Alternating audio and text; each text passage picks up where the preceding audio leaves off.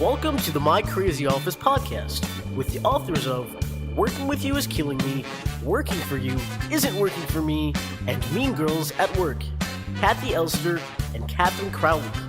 They're committed to creating world peace, one crazy office at a time. And now, here are Kathy and Catherine.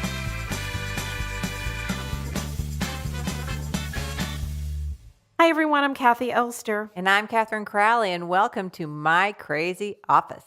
Here we are again. Yeah, we want to welcome our guest, Kirk Faulkner, who's been back. This is actually your second time back, My second time. Thanks for having me back. So he's a comedian, which of course we love comedians, and he also runs a production company called Hero Content. Tell us a little bit about what you're up to. Hero Content is, we're really blowing open branded digital content. We've traditionally done a lot of like 30-second national broadcast spots, but we did this 9-episode documentary for Dawn detergent. It was all about like how they use Dawn to clean animals at oil spills. Really? Yeah, and that just got into Cannes. That's great. Yeah, and so we're really excited. Yeah, thank you. That's really big. And so I'm really hoping, like in the future, I love like making content for the online space because you can, do so much more. There's like less strictures. You can really like get in there. And so I'm actually trying to bring in some comedians and have them do comedic content for brands. Get some of my friends paid a little Lovely. bit. And, That's great. Yeah, make some stuff we can all be proud of. And it's a nice way to spend your day. Yeah, so are you saying that these your work is more about doing the right thing? Sure. Yeah. Oh, wait. Okay, that sure was like, well, if it pays, okay. I doing the right thing is like you mean like socially responsible? Yeah. Yeah, I mean, there's one of the people we work with, like one of the directors. He really loves doing that kind of stuff, and I love supporting him on that. But at the same time, I'd be just as happy, doing some content with some comedians who like dirty jokes, and I don't know if that's the right thing. But I think dirty jokes could be considered the right thing. I'll have to remember. I couldn't even get that out. Dirty jokes. We actually went to last night to the Gotham, and there was too much dirty jokes, in my opinion. What happened was after a while, I was just like, "Are you not talented?" That's sort of a go-to, I think, when.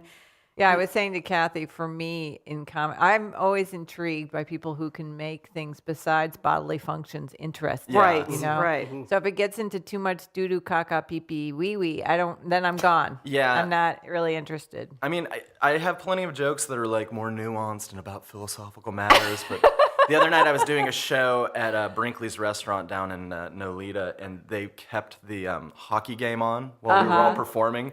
And so no one was paying attention, and the strategy just became pick your dirtiest jokes and just scream them at the audience. And it was like the only way to get Did it work? Well with the audience. It was a fun little obstacle to get over. Wow, what does it say about the audience? All right, anyway, back to our audience. Let's get our first question. How raunchy is it? Should I throw a dirty joke in there? No. What is the rule of etiquette concerning guest lists that include both friends and coworkers?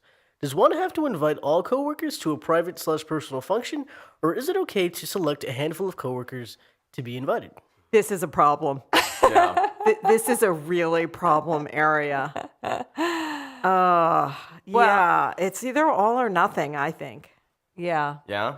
Well, I mean, you have to think of the people that you're going to leave off. Mm-hmm. How are they going to feel? Unless they don't like you and they don't want to come.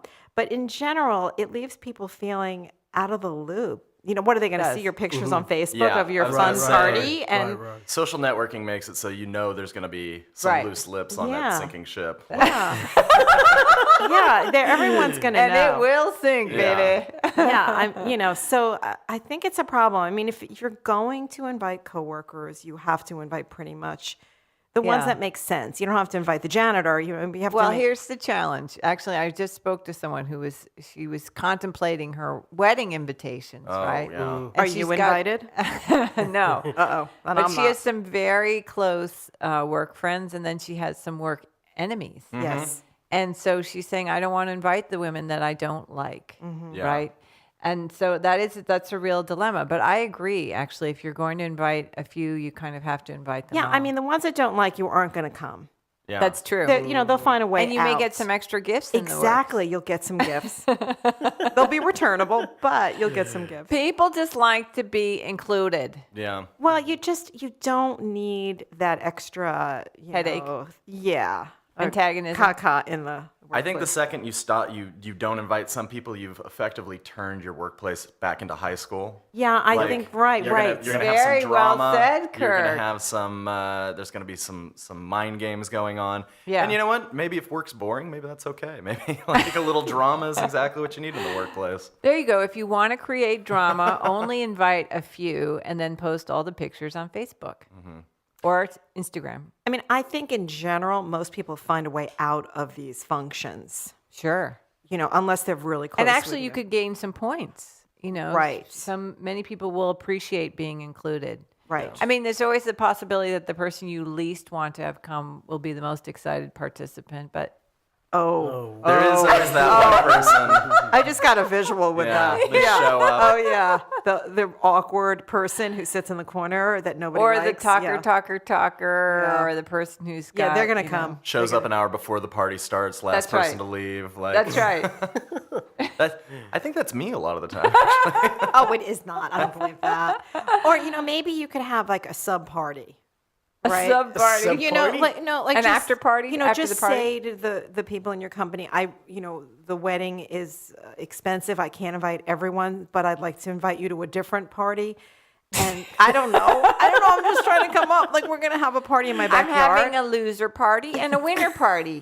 I'd like you to come to the loser party. I don't know. I'm going It's off tricky. of your comment about the loser's going to show up. No, well, you just have to suck it up and Right. embrace that person, I think. Yeah, but it's also, I think it's by event, because if it's a wedding, you invite who you want. Yeah. Like, and everybody can deal with it, and like people understand with weddings. But if it's like, I don't know, drinks after dinner, or like when I used to work at an office with more people, I would have Yeah. comedy shows, and I had to invite everybody Everybody. to the comedy show. Yes.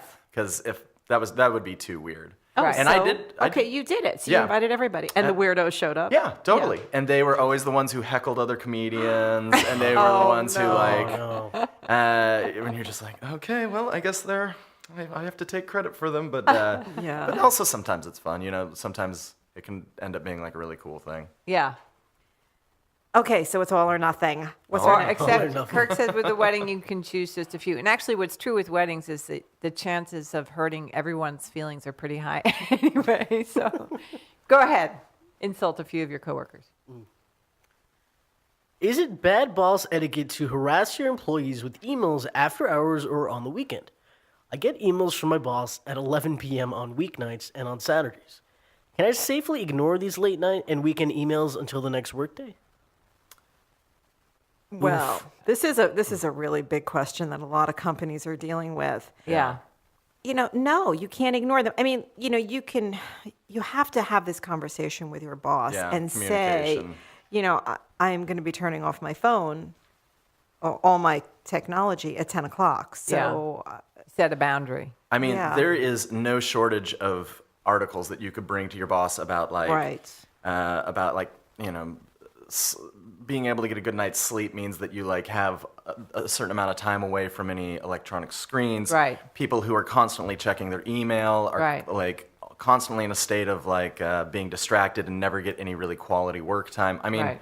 honestly, I don't even when I talked to my boss about it, I said I check my email like on a good day. If I'm not like just giving into the email monster, I'll check my email like 5 or 6 times, like with a couple hours in between each one, because there's nothing that's so urgent that it needs to be turned around in 90 minutes. But Especially 11 o'clock at night. yeah, you're not going to be doing good work. Like you need to have those boundaries set out, not just for your own life, but just so that you can let your boss know, like when you are working, you're giving them quality work. And Yeah. It's possible that this boss doesn't get to handle this stuff until 11 o'clock at night. It might be a very busy boss, or maybe he's traveling or she is traveling, and that's just the time that Or they maybe can get they're a stuff little out. crazy.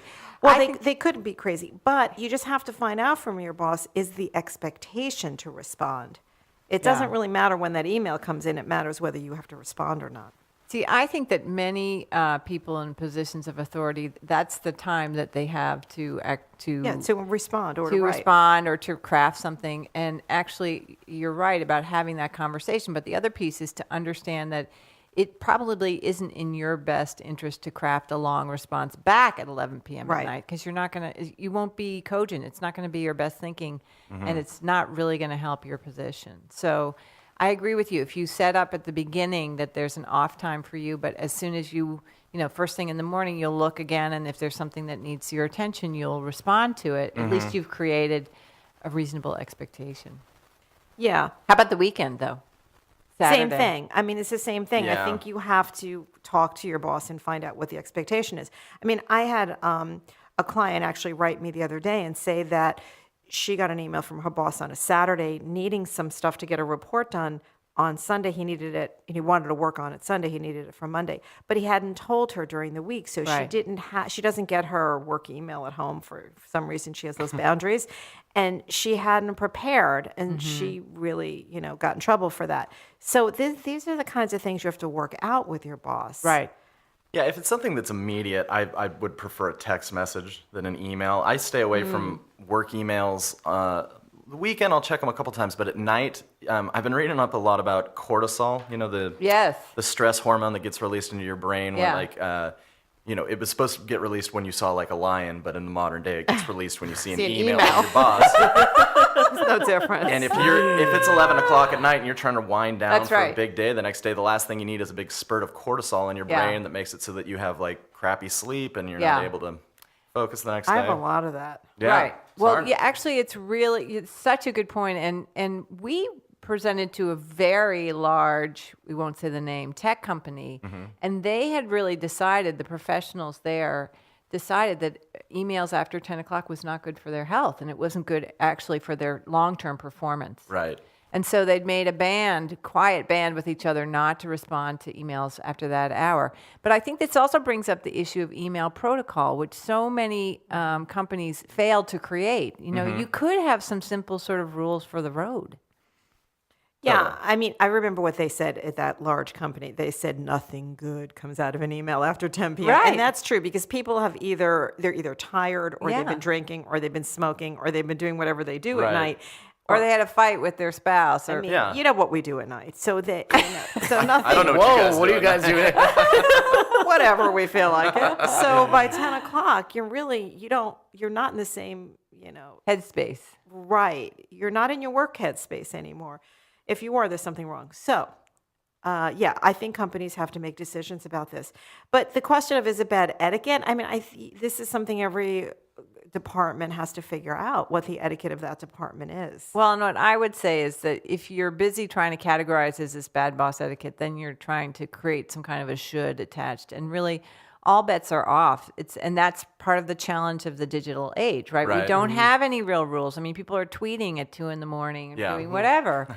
So I think Kirk Plenty of does that. tweeting, yeah. At the Daily Kirk. The thing about this question, though, is like this guy's one conversation away from like really clearing this up. Like you just got to go in. Right. You don't have to go in and be like, you're ruining my life. You just go in and say, hey, let's talk about emails. Like, what's the Right. expectations? Let me tell you like how I feel about emails. You tell me what it means to you to send an email at 11, and then you like come to some understanding. And if the understanding is really not going to match up, You're so right. I mean, you're talking like an adult. And what most people do, though, is they don't go have that last conversation. What they Yeah. do is they get pissed off. They tell They have their friends. expectations. And then they really start drinking or smoking or whatever. Yeah. And then they get really wound up. My boss did. They go down the wrong road. Yeah. And then they send e-missiles. Right. Right.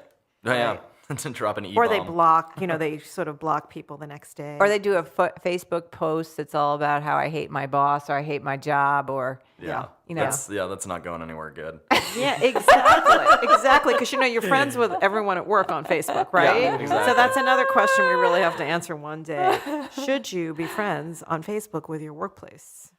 I say no. Well, yeah, that goes back to Good luck the with first that. one with the guest list. That's right. again. Because if you all refuse or someone's nothing. friendship, then Yeah. Tricky territory, especially if your boss. I've had clients say, my boss wants to friend me on Facebook. What am I supposed to do here? You know, you say no. Yeah. And then your boss is like, why'd you deny Actually, me on that Facebook? one, you friend your boss, you turn him to an acquaintance. That's something Exactly. you can do on Facebook, so Right. they can't see all that much of your stuff, and then you just pay attention to what They're you going to post. stalk anyway. Yeah.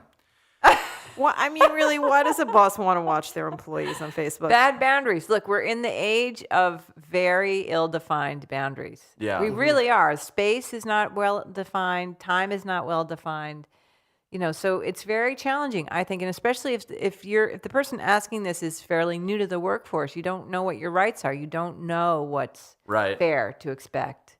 So I think it's a challenge. I think this Yeah. kind of attitude about like, my boss sent me this. How should I react to it? And not like talk to it. It's very school, like authoritarian. Like I don't want to get called to the principal's office. Like, and if you're gonna end up working like that your whole life with every boss you have, Yeah. you're gonna constantly feel like you're not working for yourself. You're not really creating. You're not part of a team. But if you Right. go in and have one conversation, it's like, hey, we're on a team. Let's make Manage some up. rules together. Yeah, let's figure this out. It's gonna change your whole outlook. I mean, to- you're right, but you're very mature. You're very grown up. Yeah, that's, some they're people the first don't- person in the world to ever call Oh, me. I'm I feel all good inside now. It's great.